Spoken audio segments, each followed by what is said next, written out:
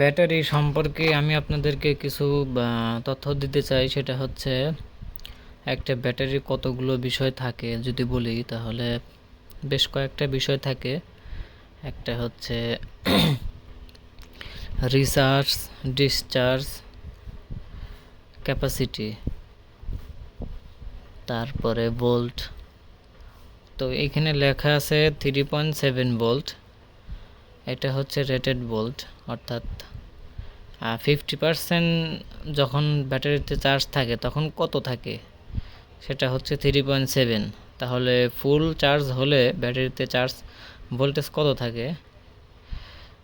100% যদি আমরা ধরি তাহলে ফুল চার্জের সময় থাকবে হচ্ছে 4.2 ভোল্ট, অর্থাৎ 100% চার্জ ফুল।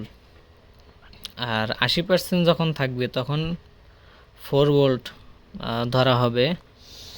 তো বিএমএস থেকে যখন 80% হয় তখন আস্তে আস্তে চার্জিং লেভেলটা লো করে দেয়। মোবাইলের ভিতরেও সেই একই জিনিস। মোবাইলে যখন 80% চার্জ হয় তখন খুব দ্রুত হয়, যখন চার্জিং লেভেলটা লো হয় তখন, যখন চার্জিংটা ফুল হয় তখন লো লেভেলে চলে যায়। তো এটা হচ্ছে সিস্টেম। তো বিএমএস থেকে এটা করা থাকে, মানে 4 ভোল্ট পর্যন্ত ফুল স্পিডে চার্জ হবে, আর যখন চার্জ হয়ে যাবে তখন 80% হবে, তখন এরপর থেকে চার্জ লো করে দিবে। তো এখানে যেটা তথ্যের একটা বিষয়, মূল একটা জানার বিষয়, সেটা হচ্ছে আমরা সব সময় ফাস্ট চার্জ করার চেষ্টা করি। যে একটা মোবাইলে বা ফাস্ট চার্জ করব, আমরা মোবাইলের তো 10 ওয়াট চার্জার দিছে, আমি কি করব 30 ওয়াটের চার্জার লাগাবো বা 35 ওয়াটের চার্জার লাগাবো। তো এই ক্ষেত্রে লাগানো যাবে না, কারণ ওটা রিচার্জ একটা ক্যাপাসিটি লোড থাকে। রিচার্জ লোড অর্থাৎ চার্জিং লোড কেমন, একটা ব্যাটারিতে কম দামি মোবাইলে সাধারণত 2 অ্যাম্পিয়ার দেওয়া থাকে, বা আরও আগে যদি চলে যায় তাহলে সেইখানে 1 অ্যাম্পিয়ার দেওয়া থাকে, অর্থাৎ 5 ওয়াটের চার্জার দেওয়া হয়। 5 ভোল্ট 1 অ্যাম্পিয়ার সেইখানে দেওয়া ছিল, এখন বর্তমানে দিচ্ছে না। মানে 1 অ্যাম্পিয়ার হচ্ছে যে কোনো ব্যাটারিতে চার্জ দেওয়া যায়, বাটন মোবাইল ব্যতীত অ্যান্ড্রয়েড ফোন যা আছে লিথিয়ামে, যে আমি যেগুলো ব্যবহার করতেছি এগুলো মূলত স্কুটারের জন্য নিচ্ছি। এটা লোড ক্যাপাসিটি হাই, কিন্তু রিচার্জ লোডটা কম, অর্থাৎ 1 অ্যাম্পিয়ারের উপরে দিলেই হিট হচ্ছে। অর্থাৎ 1.5 অ্যাম্পিয়ারে দেওয়া যায়, কিন্তু 1 অ্যাম্পিয়ারে দেওয়া এর জন্য ভালো। তো 1 অ্যাম্পিয়ারের উপরে দিলে কারে সমস্যা, দিলে অসুবিধা হয়। তো আমরা চার্জ দেব হচ্ছে 1 অ্যাম্পিয়ার। যে কোনো লিথিয়াম ব্যাটারি এগুলো কিনে, ল্যাপটপের ব্যাটারি হোক বা লিপো ব্যাটারি হোক, লিপো ব্যাটারিতে মিনিমাম 3000 মিলিয়াম বা 2000 মিলিয়াম থাকতে হবে, তাহলে ওইগুলোতে আমরা 1 অ্যাম্পিয়ার করে দিতে পারবো। আর এর কম যদি হয়, 1000 হয়, তাও 1-এর নিচে দেওয়া উচিত। মানে 1 অ্যাম্পিয়ার আমরা যে কোনোভাবে, যে কোনো মোটামুটি যেগুলো লিথিয়াম ব্যাটারি আছে পুরাতন নতুন হোক, আমরা 1 অ্যাম্পিয়ার দিতে পারবো। মোটামুটি দামেরগুলা 80 টাকা, 90 টাকা, 120 টাকা এরকম যা আছে সবগুলোতে আমরা 1 অ্যাম্পিয়ার করে দিতে পারবো অনায়াসেই। আর এই যে টিপি 4056, এই যে টিপি 4056, এটা হচ্ছে 1 অ্যাম্পিয়ার সাপোর্টেড।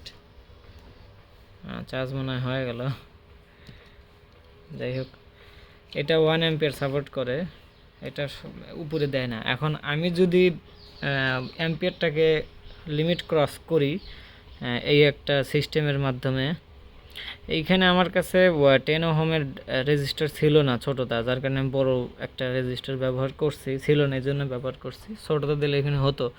তো যাই হোক, এই সিস্টেমটা করে আমি ব্যাটারির চার্জিং অ্যাম্পিয়ারটা বাড়ায় নিছি, অর্থাৎ চার্জারে আমি যা দিব আউটপুটে তাই পাবো। তো আমি যদি এই চার্জারটা ব্যবহার করি, এইখানে যে চার্জারটা ব্যবহার করছে এটা হচ্ছে 5 ভোল্ট 4 অ্যাম্পিয়ার, অর্থাৎ 20 ওয়াটের চার্জার, তাহলে আমাকে 4টা ব্যাটারি এখানে ব্যবহার করতেই হবে, কারণ এটা 4 অ্যাম্পিয়ার লোড দিচ্ছে আর কি। 4 অ্যাম্পিয়ারের চার্জিং লোড আছে। অর্থাৎ আমাকে তখন 4টা ব্যাটারি ইউজ করতে হবে, দিতেই হবে। মিনিমাম 3টা দেওয়াই লাগবে, তাছাড়া হবে না। মানে মিনিমাম আমাকে 3টা ব্যাটারি দিতেই হবে। তো 4টা দিলে সুন্দর হবে, ভালো হবে, যেহেতু এটা সেম একটা মানে অ্যাম্পিয়ারের সাথে ব্যাটারির সংখ্যাটা মিলবে, এতে ব্যাটারির কোনো ক্ষতি হবে না। তো ব্যাটারির মান যদি একটু ভালো থাকে, যেরকম এটার মান একটু ভালো, এটা 1.5 অ্যাম্পিয়ার দিলেও কিছু হবে না ইনশাল্লাহ, বা 1.25 অ্যাম্পিয়ার যদি দেওয়া হয়, 6 ওয়াট বা 6 ওয়াটও যদি দেওয়া হয়, তাও কিছু হবে না। তো সেই ক্ষেত্রে চলবে।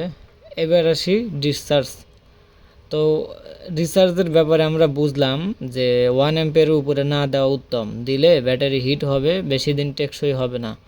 অর্থাৎ হাই অ্যাম্পিয়ারে লোড দিলাম, হিট হইলো, চার্জ হইলো, আবার বেশি হিট হলে দেখা যায় যে পুড়ে যাবে বা ব্লাস্টিংয়ের একটা সম্ভাবনা থাকে। বিশেষ করে লিপো ব্যাটারিগুলোতে বেশি থাকে, এগুলোতে একটু কম থাকে, কিন্তু তারপরেও মানে আমি হাই অ্যাম্পিয়ারে লোড দিলেই, হাই অ্যাম্পিয়ারে চার্জ দিলেই যে আমি মানে ক্যাপাসিটি ভালো পাবো তা কিন্তু না।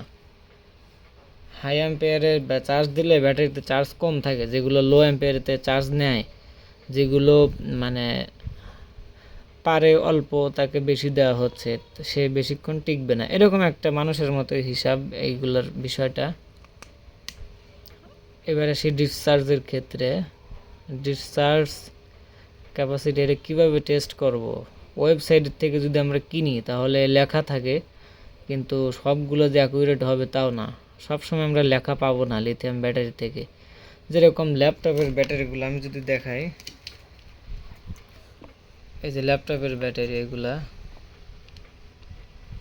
ল্যাপটপের ব্যাটারি, এইগুলা থেকে আমরা 2 অ্যাম্পিয়ারে লোড দিতে পারি চার্জিং সিস্টেমে, আর ডিসচার্জ আমরা 4 অ্যাম্পিয়ার আশা করি। অর্থাৎ দুইটা থেকে একটা, মানে আমরা সব সময় কম দেওয়ার চিন্তা ভাবনা করব, যাতে করে আমাদের সিস্টেমটা ঠিকভাবে চলে। তো এখানে 2টা ব্যাটারি যেহেতু আছে ল্যাপটপের নষ্ট ব্যাটারি, তো এইখান থেকে আমরা ভালো একটা ব্যাকআপ পাই। তো এটাতে চার্জিং আমরা 2 অ্যাম্পিয়ার দেব এবং আউটপুটে আমরা 4 অ্যাম্পিয়ার আশা করব। কিন্তু এই ব্যাটারিটা, এটা এক একটা পিস পাইকারি রেটে কিনি, তো আমি অনলাইন ওয়েবসাইট থেকে নিলে এগুলোর দাম 300 টাকার উপরে নেওয়ার কথা, বা 280 টাকার মতো নেওয়ার কথা, কিন্তু আমি একটু কমে কিনছি, 280 টাকার কমে, 250 টাকারও কমে কিনছি এগুলা, পাইকারি রেটে কিনি, এই জন্য আমার কাছ থেকে দাম কম রাখছে। যাই হোক, এইটা লোড টেস্ট করছিলাম 18 বা 20 ওয়াটের এলইডি দিয়ে, তো হালকা হিট জেনারেট করে, তাও এটা 15 ওয়াট বা 12 ওয়াট লোড নিতে পারবে অনায়াসে, 12 ওয়াট লোড এমনি অনায়াসে নিতে পারবে। তো 4 অ্যাম্পিয়ারে একটু কষ্ট হয়, তবে 3 অ্যাম্পিয়ার ঠিক মতো নিতে পারে, এতে অসুবিধা হয় না। 4 অ্যাম্পিয়ার নিতে পারে, অসুবিধা হয় না,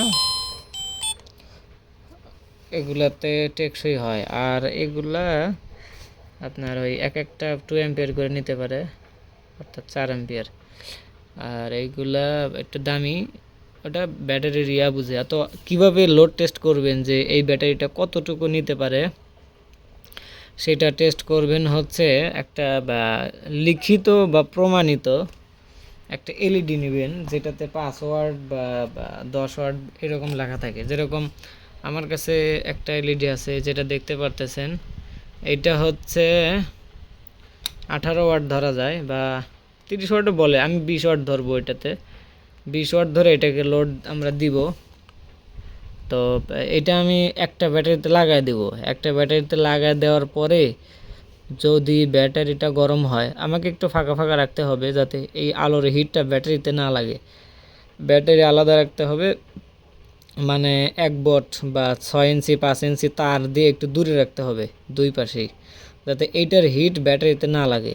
না লাগার পরে ব্যাটারি 15 মিনিট 20 মিনিট আমি চালাবো ফুল চার্জ দেওয়ার পরে। ওই ব্যাটারিটা ফুল চার্জ করে এই বাতি দিয়ে আমি লোড দিব। যদি ব্যাটারিটা 15-20 মিনিট পরে হিট হয়, তাহলে মোটামুটি ভালোই হিট হয়, যেটা মানানসই না, তাহলে ওই ব্যাটারি ওই লোড নিতে পারে না। তারপরে আমরা এর চেয়ে অল্প যে ডিস্কগুলো আছে, অর্থাৎ আমি দেখাচ্ছি, এটা হচ্ছে 5 ওয়াটের এখন যে এলইডি দেখতে পারতেছেন এটা 5 ওয়াটের, এটা দিয়ে লোড দিয়ে টেস্ট করবেন দুইটা দিয়ে যদি হিট না হয় তাহলে এটা 2 অ্যাম্পিয়ার বা 2.5 অ্যাম্পিয়ার লোড নিতে পারে সেই ব্যাটারি। অর্থাৎ ওইটা দুইটা জ্বালানোর পরে যদি কিছু না হয় তাহলে সেটা 2.5 অ্যাম্পিয়ার লোড নিতে পারে, এটা বোঝা যাবে, জানা যাবে। 10 ওয়াটে 2.5 ওয়াট আসে, অর্থাৎ 4 ভোল্ট গুণন 1 অ্যাম্পিয়ার মানে 4 ওয়াট, মানে অ্যাম্পিয়ার আর ভোল্টেজের গুণন হবে, গুণন যা হবে ওটা ওয়াট বের হবে। তো সেই হিসাব করলে 2.5 ওয়াট লোড নিতে পারে, একটা বোঝা যাবে, জানা যাবে।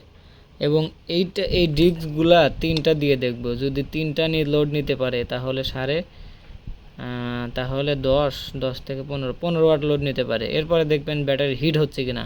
যদি ব্যাটারি হিট হয় তাহলে ব্যাটারিটা ওই অ্যাম্পিয়ারে লোড নিতে পারে না। তো আমি এখানে ইন্ডাকশন লোড দেব, ওরা আলাদা একটা বিষয়, ওটা পরে আলোচনা করব। তো এইভাবে লোড টেস্ট করবেন ব্যাটারি পারতেছে কিনা, আর হাই অ্যাম্পিয়ারে লোড নিতে পারে কিনা সেটা চার্জিং দেওয়ার সময় বুঝতে পারবেন। ব্যাটারি যদি হিট হয় তাহলে মানে লোড টেস্ট দোনোভাবেই দেওয়া যায়, চার্জিং সময় লোড টেস্ট দেওয়া যায় ব্যাটারি হিট হচ্ছে কিনা, তারপরে ডিসচার্জের সময় অর্থাৎ খরচ করার সময় ব্যাটারি লোড দিলে হিট হচ্ছে কিনা, কত অ্যাম্পিয়ারে হিট হচ্ছে, সেগুলো দেখে একটা সিদ্ধান্ত নেওয়া যায় যে ব্যাটারি কতটুকু লোড নিতে পারে না পারে।